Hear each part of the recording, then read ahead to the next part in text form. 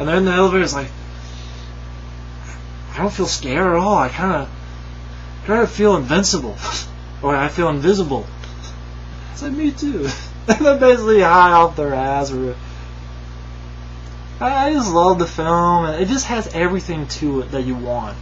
Ghosts, monsters with great, special effects with like a beast type monster, or this head thing with a fucking eye. What it sees, Lopan knows. Or that crazy thing, like for a split second when they're underground, it just jumps out, grabs it, and it comes back. It looked really cool. Man, what the fuck is that? It will come out no more. What?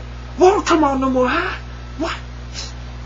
But I was saying before, like when I was a kid, the movie would end, which I know it ends with, a monster coming out, and it's like sequel, which they never did a sequel. And I would have loved to have seen a sequel, but it wasn't in the cards, I guess.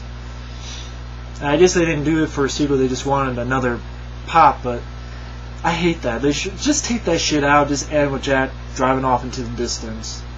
That's the one bad thing. Is that last shot, because there's no sequel. And you could just cut it out, doesn't do anything, just have Jack driving his Pork Chop Express into the horizon. But when the movie ends, when I was a kid, each time I did it, even now, I feel bad that it ended. I want to see more of these characters. I want to see more adventures of Jack Burton and his bud Dennis Dunn. Forget his full name of his character.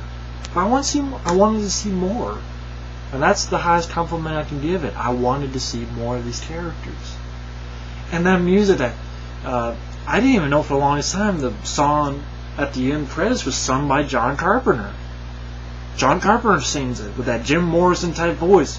You can feel the wind is rising, baby, like an evil dream.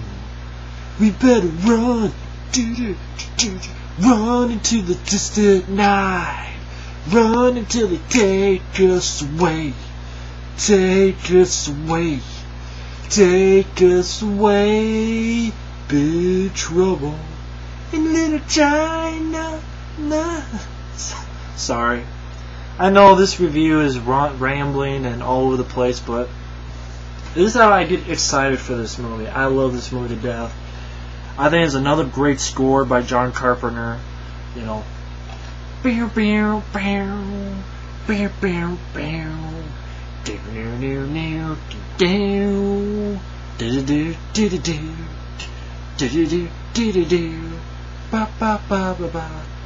I know like Michael Keane at one time reviewed this, and he wasn't a big fan of the score, and that's cool.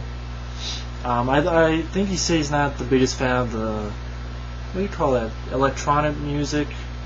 Not sure what you call the type of music, but synthesizer or something along those lines. Not sure how you call it. But I love those type of scores, especially when John Carpenter does it, I should say. But yeah, I mean, other than that one last shot, there's not much I can find wrong. I mean, the dialogue was well written. It was funnier than hell. There was tons of action. I like the fact it went from like reality, like the first big battle scene you see at the beginning is actual fight. It's like just a regular gunfight and then actual fights. Then by the end, people are flying through the air. They're stunned in this, what was it? Thunder, lightning, rain? I think it's rain. They're having this fight and they go boom, boom. They're flying through the air, choo, choo, choo, choo. Sword fight.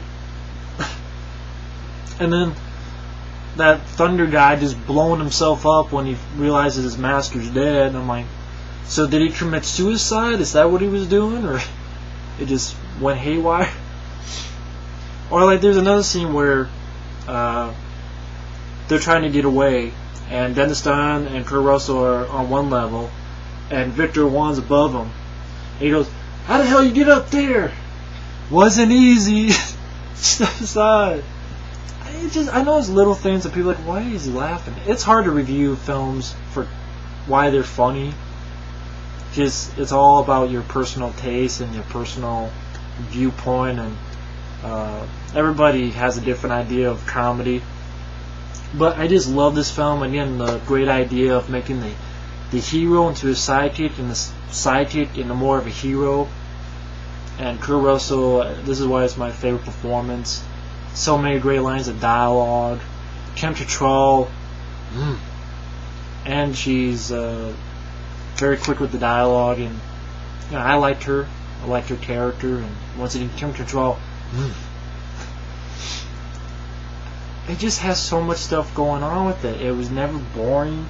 I'm trying to find out how long the movie was, but I think it's around 2 hours or something. I can't tell. It doesn't say how long it is on here. But it didn't seem long at all. It was extremely entertaining. Tons of great special effects. Monsters.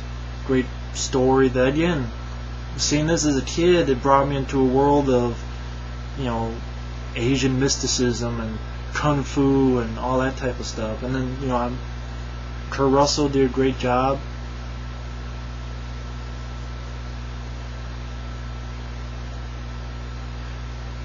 I don't even know what else to say. I've rambled on long enough, but all I can say is, this is Jab Burton from the Pork Chop Express to listen to anyone. I fucked it up, god damn it. Fuck it. You want to see what Jack Burton says? Watch the fucking movie, okay? We really shit the pillars of heaven, didn't we? No bullshit? No bullshit. And this movie is no bullshit. It is fun, entertaining, funny, action-packed, a lot of imagination, a lot of fun. So thanks for watching, and take care.